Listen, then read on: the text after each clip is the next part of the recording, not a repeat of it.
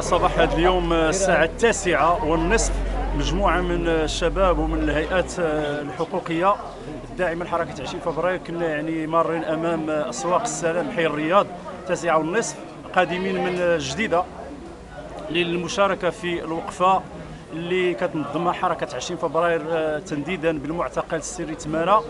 في هذا السياق يعني استفزنا مجموعة من البوليس السري والبوليس يعني بالكسوة ديالهم وبحضور قائده بحيث طلبوا منا ان نتفرقوا، فعبرنا باننا حنا مجموعه من المواطنين مارين، ما كاين لا تظاهر، ما كاين حتى شي حاجه اللي كتستفز.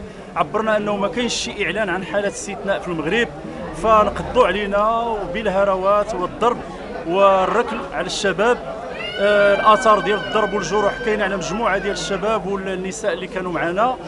خداو لينا آلة ديال التصوير ثمينه طلبناها منهم يرجعوها لينا، ما بغاوش. اعتبرنا هذه سرقه موصوفه وحنا مسجلين الوجوه وعاقلين عليهم ديال البوليس اللي خداو لينا الآلة التصوير وبحضور القائده اللي كانت تما. ما تنعرفوش الاسم ديالها لان ما قدمت لنا لا سميه ولا حتى شي حاجه.